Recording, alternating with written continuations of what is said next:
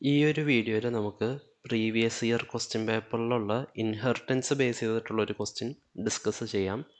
അപ്പോൾ ആദ്യം തന്നെ ക്വസ്റ്റ്യൻ എന്താണെന്നുള്ളത് നോക്കാം. ഇവർ പറഞ്ഞിട്ടുള്ളത് define the class student with basic attributes such as roll number and name. അതായത് സ്റ്റുഡൻ്റ് എന്ന് പറഞ്ഞിട്ട് ഒരു ക്ലാസ് ഡിഫൈൻ ചെയ്യണം. അതിൻ്റെ അകത്ത് ഡാറ്റ മെമ്പേഴ്സായിട്ട് റോൾ നമ്പറും നെയിമും ഉണ്ടായിരിക്കണം. അത് കഴിഞ്ഞിട്ട് അവർ പറയുന്നത് എന്താണെന്ന് വെച്ചാൽ inherit a class called marks from student class. അതായത് സ്റ്റുഡൻറ്റിൻ്റെ ക്ലാസ്സിൽ നിന്ന് നമ്മൾ മാർക്ക് എന്ന് പറയുന്ന ഒരു ക്ലാസ്സിനെ ഡിറൈവ് ചെയ്ത് എടുക്കണം. അതാണ് സെക്കൻഡ് ലൈനിൽ ഉദ്ദേശിക്കുന്നത്. എന്നിട്ട് ക്ലാസ് മാർക്കിൻ്റെ അകത്ത് നമ്മൾ സബ്ജക്റ്റിൻ്റെ 3 സബ്ജക്ട്സിൻ്റെ മാർക്ക് ഇൻക്ലൂഡ് ചെയ്യണം. അതേപോലെ ടോട്ടൽ മാർക്ക് ഇൻക്ലൂഡ് ചെയ്യണം. എന്നിട്ട് ആ മാർക്കിൻ്റെ പെർസെൻറ്റേജ് നമ്മൾ കണ്ടുപിടിക്കണം. അത് സ്റ്റോർ ചെയ്യാൻ വേണ്ടിയിട്ടൊരു ഡാറ്റ മെമ്പർ വേണം. ഇതാണ് റിക്വയർമെൻറ്റ് പറഞ്ഞിട്ടുള്ളത്. എന്നിട്ട് ഇവർ പറയുന്നുണ്ട് 2 ക്ലാസ്സുകളിലും നെസസറി ആയിട്ടുള്ള മെമ്പർ ഫങ്ഷൻസിനെ നമുക്ക് ക്രിയേറ്റ് ചെയ്യാമെന്ന്. ഈ ഒരു രീതിക്ക് ഒരു C++ പ്രോഗ്രാം ക്രിയേറ്റ് ചെയ്യാനാണ് ഈ ഒരു ക്വസ്റ്റ്യൻ പറയുന്നത്. ഈ ഒരു ക്വസ്റ്റ്യൻ നിങ്ങൾ ശ്രദ്ധിക്കുകയാണെങ്കിൽ മനസ്സിലാവും. നമുക്ക് 2 ക്ലാസ് ഉണ്ട്. സ്റ്റുഡൻ്റ് എന്ന് പറയുന്ന ഒരു ക്ലാസ് ഉണ്ട്, അതേപോലെ മാർക്ക് എന്ന് പറയുന്ന ക്ലാസ് ഉണ്ട്. ഈ മാർക്സ് എന്ന് പറയുന്ന ക്ലാസ് സ്റ്റുഡൻറ്റ് ക്ലാസ് ബേസ് ചെയ്തിട്ടാണ് ഡിറൈവ് ചെയ്യേണ്ടത്. അതിൽ നിന്ന് തന്നെ മനസ്സിലാവും ഇതൊരു സിംഗിൾ ഇൻഹെറിറ്റൻസ് വെച്ചിട്ട് ചെയ്യേണ്ട ഒരു പ്രോഗ്രാം ആണെന്നുള്ളത്. അപ്പോൾ നമുക്കിത് എങ്ങനെയാണ് ചെയ്യേണ്ടതെന്നുള്ളത് നോക്കാം. ആദ്യം തന്നെ നമുക്ക് ക്ലാസ് സ്റ്റുഡൻറ്റ് ക്രിയേറ്റ് ചെയ്യാം. അതിനായിട്ട് നമ്മൾ ഇന്നലെ ചെയ്ത പോലെ തന്നെ ഒരു ക്ലാസ് ക്രിയേറ്റ് ചെയ്യാണ്. ഇവിടെ ഞാൻ ക്ലാസ് സ്റ്റുഡൻ്റ് എന്നും പറഞ്ഞിട്ടൊരു ക്ലാസ് ക്രിയേറ്റ് ചെയ്ത്, എന്നിട്ട് ഇതിൻ്റെ അകത്ത് റോൾ നമ്പറും നെയിമും ക്രിയേറ്റ് ചെയ്യണം. അതിന് ഞാനിപ്പോൾ ഇവിടെ പബ്ലിക്കായിട്ട് വേണമെങ്കിൽ ചെയ്യാം, അതല്ലെങ്കിൽ പ്രൈവറ്റായിട്ട് ചെയ്യാം. ഞാനിവിടെ പബ്ലിക്കായിട്ട് ക്രിയേറ്റ് ചെയ്യാണ്.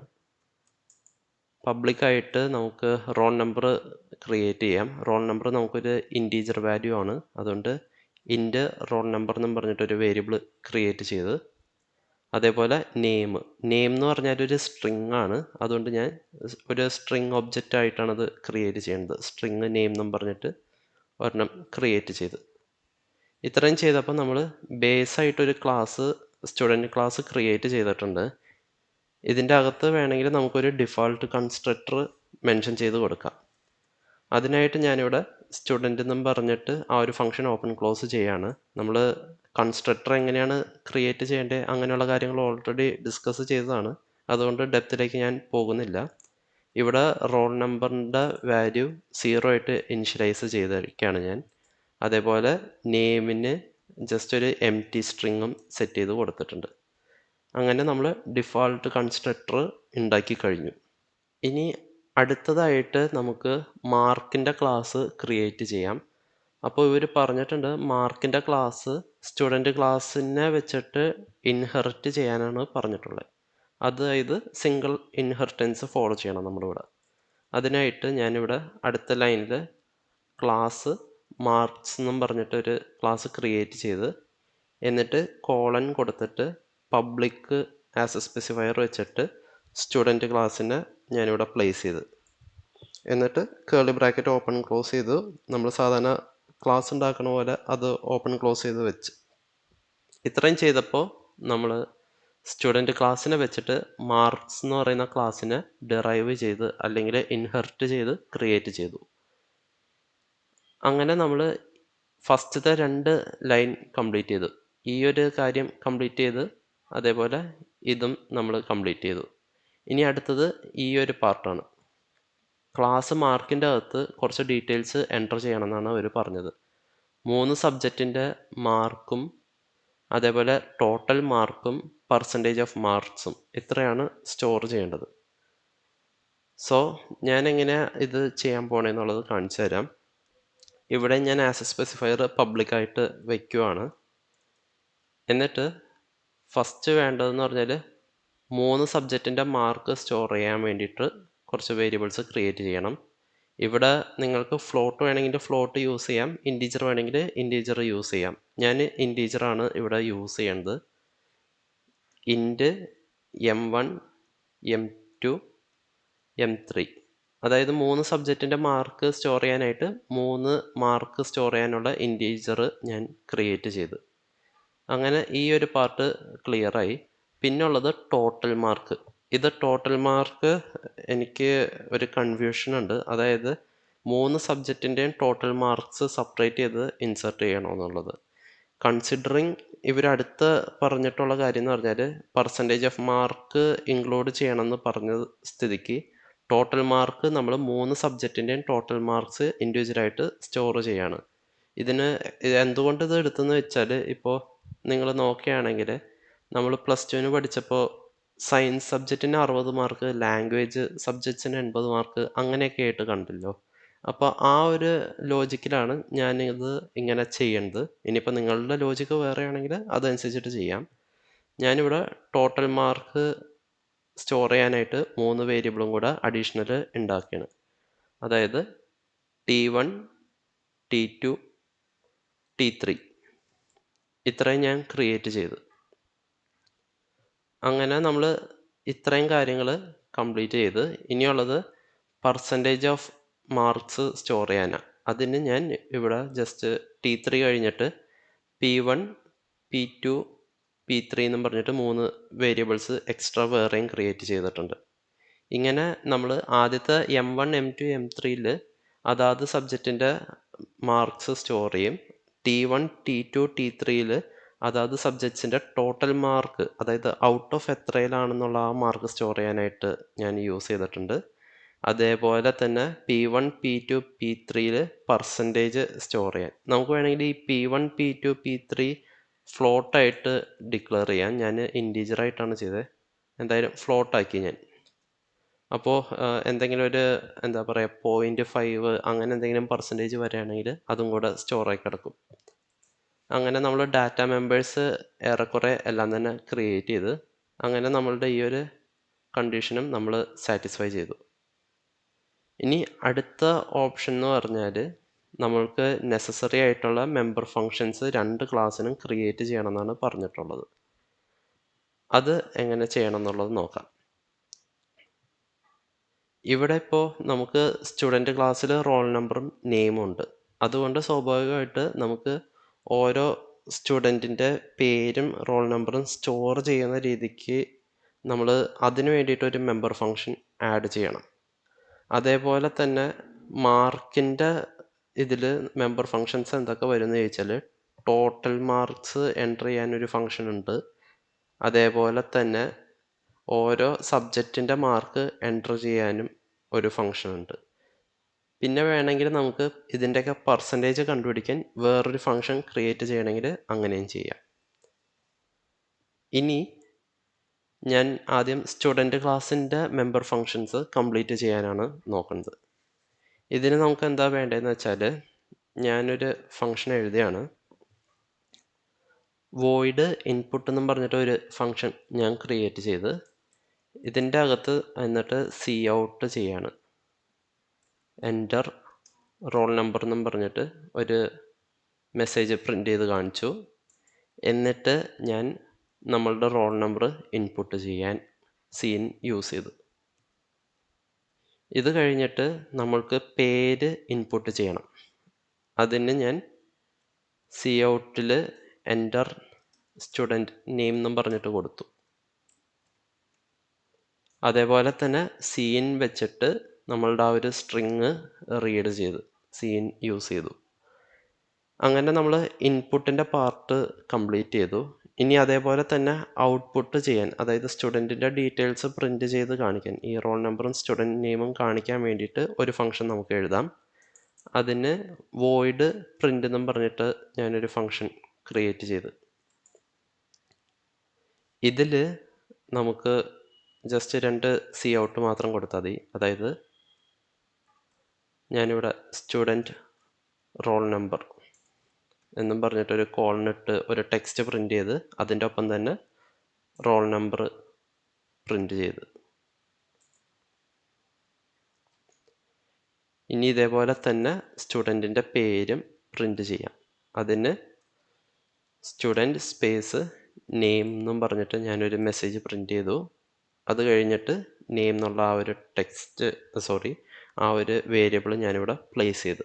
ഇങ്ങനെ നമ്മൾ ഫസ്റ്റ് സ്റ്റുഡൻറ്റിൻ്റെ ആ ഒരു ഡീറ്റെയിൽസ് ഇൻപുട്ട് ചെയ്യാനും ഔട്ട്പുട്ട് ചെയ്യാനുള്ള ഫംഗ്ഷൻ എഴുതി. ഓൾമോസ്റ്റ് നമ്മൾ ആദ്യത്തെ ക്ലാസ്സിൽ ആവശ്യം വരുന്ന മെമ്പർ ഫങ്ഷൻസ് എഴുതി തീർത്തിട്ടുണ്ട്.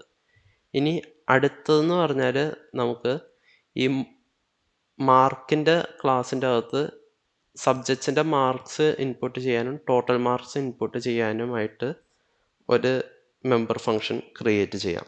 ഇത് ചെയ്യാനായിട്ട് ഞാൻ മാർക്സിൻ്റെ ആ ഒരു ക്ലാസ്സിൻ്റെ അകത്ത് പോയി ഇവിടെ ഞാൻ വോയിഡ് ആഡ് മാർക്സ് എന്നും പറഞ്ഞിട്ട് ഒരു ഫങ്ഷൻ ഓപ്പൺ ചെയ്തു. എന്നിട്ട് നമ്മൾ ജസ്റ്റ് സാധാരണ ചെയ്യണ പോലെ സി ഔട്ട് വെച്ചിട്ട് enter mark for first subject ഞാനൊരു മെസ്സേജ് കൊടുക്കുകയാണ്.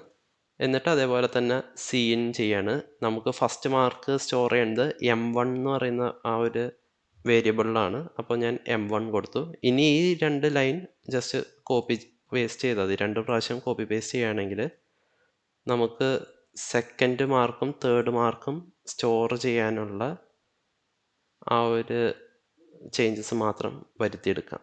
ഞാനിവിടെ രണ്ടാമത്തെ സി ഔട്ടിൽ enter mark for second subject എന്നാക്കി.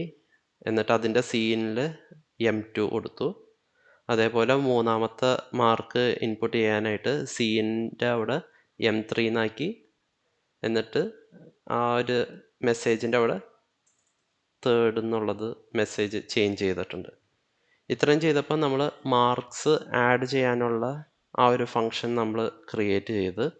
ഇനി വേണമെങ്കിൽ ടോട്ടൽ മാർക്സ് ആഡ് ചെയ്യണമെങ്കിൽ ഒന്നുകിൽ ഈ ഫങ്ഷൻ്റെ അണ്ടറിൽ തന്നെ ഈ സി ഔട്ട് കോപ്പി പേസ്റ്റ് ചെയ്ത് ചെയ്യാം. അതല്ലെങ്കിൽ സെപ്പറേറ്റ് ഫങ്ഷൻ എഴുതണമെങ്കിൽ അങ്ങനെയും ആവാം. ഞാനിവിടെ സെപ്പറേറ്റ് ഫങ്ഷനായിട്ട് എഴുതുകയാണ്. അപ്പോൾ അതിനായിട്ട് ഞാൻ വോയിഡ് ആഡ് മാർക്സ് എന്ന് പറയുന്ന ഈ ഒരു ഫങ്ഷൻ കോപ്പി ചെയ്തിട്ട് ഒന്നുകൂടി പേസ്റ്റ് ചെയ്യാണ് ടൈം സേവ് ചെയ്യാനായിട്ട്. ഇവിടെ ഞാൻ വോയിഡ് ആഡ് മാർക്സ് എന്നുള്ള ആ ഒരു ഫങ്ഷൻ നെയിം മാറ്റിയിട്ട് ആഡ് ടോട്ടൽ മാർക്സ് എന്നും പറഞ്ഞിട്ട് മാറ്റി എഴുതിയിട്ടുണ്ട്. എന്നിട്ട് ഈ സി ഔട്ടിൽ നമ്മൾ സാധാരണ ചെയ്യണ പോലെ ആ മെസ്സേജ് ഒന്ന് മാറ്റി കൊടുത്താൽ മതി. ടോട്ടൽ മാർക്ക് എന്നും പറഞ്ഞിട്ട് കൊടുക്കുക. എല്ലായിടത്തും ആ ഒരു ചേഞ്ച് വരുത്തി കൊടുത്താൽ മതി. എന്നിട്ട് സീനിൽ നമ്മൾ ഇൻപുട്ട് ചെയ്യണ ആ ഒരു ഡാറ്റ വേരിയബിൾസ് അത് നമ്മൾ മാറ്റണം. M1 ആണ് ഇപ്പോൾ നമ്മൾ കോപ്പി പേസ്റ്റ് ചെയ്തുകൊണ്ട് കിടക്കുന്നത്. പക്ഷേ M1 M2 ഒക്കെ നമുക്ക് കിട്ടിയ മാർക്ക് സ്റ്റോർ ചെയ്യാൻ വേണ്ടിയിട്ടുള്ള വേരിയബിൾസാണ്. ഔട്ട് ഓഫ് അല്ലെങ്കിൽ ടോട്ടൽ മാർക്ക് സ്റ്റോർ ചെയ്യാനുള്ള വേരിയബിൾസ് എന്ന് പറഞ്ഞാൽ T1 T2 T3 ആണ്. അതുകൊണ്ട് ഞാനിവിടെ M1 മാറ്റിയിട്ട് T1 ആക്കി, T2 കൊടുത്ത്, അത് കഴിഞ്ഞിട്ട് T3 കൊടുത്ത്. ഇത്രയും ചെയ്തപ്പോൾ നമ്മൾ ടോട്ടൽ മാർക്ക് ഇൻപുട്ട് ചെയ്യുന്ന ഫങ്ഷൻ വരെ എത്തിച്ചു കൊടുത്തിട്ടുണ്ട്. ഇനി ഇത് കഴിഞ്ഞിട്ട് നമുക്ക് അടുത്ത ഫങ്ഷൻ എഴുതണം. ഇനി നമുക്ക് പെർസെൻറ്റേജ് കണ്ടുപിടിക്കുന്നതിന് ഒരു ഫങ്ഷൻ എഴുതാം. അതിന് ഞാൻ ജസ്റ്റ് വോയിഡ് പെർസെൻറ്റേജ് എന്നും പറഞ്ഞിട്ട് ഒരു ഫങ്ഷൻ എഴുതുകയാണ്. ഇതിൻ്റെ അകത്ത് വന്നിട്ട് ഫങ്ഷൻ ഞാൻ ഓപ്പൺ ചെയ്ത്, എന്നിട്ട് ഞാൻ ആദ്യം ചെയ്യാൻ പോകുന്ന പരിപാടി എന്താണെന്ന് വെച്ചാൽ നമുക്ക് ആ ഒരു പെർസെൻറ്റേജ് സെറ്റ് ചെയ്യാം. ഇതിൽ ക്വസ്റ്റ്യൻ ഞാൻ വായിച്ചപ്പോൾ എനിക്ക് ഒരു മിസ്റ്റേക്ക് പറ്റി. പെർസെൻറ്റേജ് നമ്മൾ ഈ 3 സബ്ജക്ട്സിൻ്റെയും കൂടെ ടോട്ടൽ മാർക്സും കിട്ടിയ മാർക്സും കൂടെ ഡിവൈഡ് ചെയ്തിട്ടുള്ള ആ ഒരു റിസൾട്ടാണ് കൊടുക്കേണ്ടത്. അതുകൊണ്ട് ഞാനിവിടെ ഫ്ലോട്ടിൽ നേരത്തെ 3 വേരിയബിൾസ് ക്രിയേറ്റ് ചെയ്ത്, പക്ഷേ അതിൻ്റെ ആവശ്യമില്ല, ഒരൊറ്റ വേരിയബിൾ മതി. അതുകൊണ്ട് ഞാൻ ആ ബാക്കി 3 വേരിയബിളിൽ 2 വേരിയബിൾസ് കളഞ്ഞ് ഒരു വേരിയബിൾ P എന്നും പറഞ്ഞിട്ട് ഒരു വേരിയബിൾ മാത്രം റീറ്റെയിൻ ചെയ്ത്. അതൊരു മിസ്റ്റേക്ക് നേരത്തെ പറ്റിയതാണ്. ഇനി നമുക്ക് പെർസെൻറ്റേജ് കണ്ടുപിടിക്കേണ്ട ഫങ്ഷൻ കംപ്ലീറ്റ് ചെയ്യാം. അതിനായിട്ട് ആദ്യം ഞാനിവിടെ 2 ഫ്ലോട്ട് വേരിയബിൾസ് ഡിക്ലെയർ ചെയ്യാണ്. അതിൽ ആദ്യത്തെ ഫ്ലോട്ട് വേരിയബിൾ എന്ന് പറഞ്ഞാൽ നമ്മളുടെ കിട്ടിയ മാർക്ക് ഉണ്ടല്ലോ, അതെല്ലാം കൂടെ കാൽക്കുലേറ്റ് ചെയ്ത് സ്റ്റോർ ചെയ്യാൻ വേണ്ടിയിട്ടുള്ള ഒരു വേരിയബിളാണ്. അതിനിവിടെ ഫ്ലോട്ട് ഒബ്റ്റെയിൻഡ് മാർക്ക് എന്നും പറഞ്ഞിട്ടൊരു വേരിയബിൾ ഞാൻ ക്രിയേറ്റ് ചെയ്ത്, അതിൻ്റെ വാല്യൂ എന്ന് പറഞ്ഞാൽ M1 + M2 + M3 ഇങ്ങനെയാണ് വരുന്നത്. ഇനി ഇതുപോലെ തന്നെ നമുക്ക് ടോട്ടൽ മാർക്കുകളെല്ലാം കൂടെ കൂട്ടണം. അതിന് ഫ്ലോട്ട് ടോട്ടൽ മാർക്ക് എന്നും പറഞ്ഞിട്ട് ഞാനൊരു വേരിയബിൾ ക്രിയേറ്റ് ചെയ്ത്, അതിൻ്റെ വാല്യൂ വരുന്നത് T1 + T2 പ്ലസ് T3 എന്നും പറഞ്ഞിട്ടാണ്. ഇനി അടുത്തതായിട്ട് നമ്മൾ ടോട്ടൽ മാർക്കും ഒബ്റ്റെയിൻഡ് മാർക്കും തമ്മിൽ ഡിവൈഡ് ചെയ്യും. അതായത് obtained mark divided by total mark ചെയ്തിട്ട് കിട്ടുന്ന വാല്യൂ നമ്മൾ 100 കൊണ്ട് മൾട്ടിപ്ലൈ ചെയ്ത് പെർസെൻറ്റേജ് കണ്ടുപിടിക്കും. അതിന് എന്താ ചെയ്യേണ്ടതെന്ന് വെച്ചാൽ നമ്മൾ പെർസെൻറ്റേജ് സ്റ്റോർ ചെയ്യാൻ വേണ്ടി യൂസ് ചെയ്യുന്ന ആ ഒരു മെമ്പറിൻ്റെ പേര് P ആണ്. P ഈക്വൽ ടു ഞാൻ ബ്രാക്കറ്റ് ഒരെണ്ണം ഓപ്പൺ ക്ലോസ് ചെയ്ത് അതിൻ്റെ അകത്ത് obtained mark divided by total mark ചെയ്ത്. അപ്പോൾ ആദ്യം തന്നെ ഒബ്റ്റെയിൻഡ് മാർക്ക് ഡിവൈഡ് ചെയ്ത് ടോട്ടൽ മാർക്കുമായിട്ട് ഡിവൈഡ് ചെയ്തിട്ടുള്ള വാല്യൂ ആ ഒരു ഓപ്പറേഷൻ പെർഫോം ചെയ്തിട്ട് കിട്ടുന്ന വാല്യൂവിനെ നമ്മൾ ഇൻറ്റു 100 ചെയ്യാൻ കൊടുത്തു. അങ്ങനെ നമ്മൾ പെർസെൻറ്റേജ് കണ്ടുപിടിച്ച്.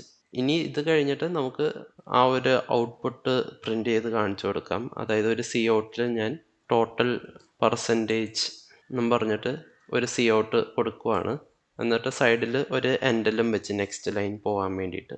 ഇത്രയും ചെയ്ത് നമ്മൾ ഓൾമോസ്റ്റ് എല്ലാം തന്നെ കംപ്ലീറ്റ് ചെയ്തിട്ടുണ്ട്.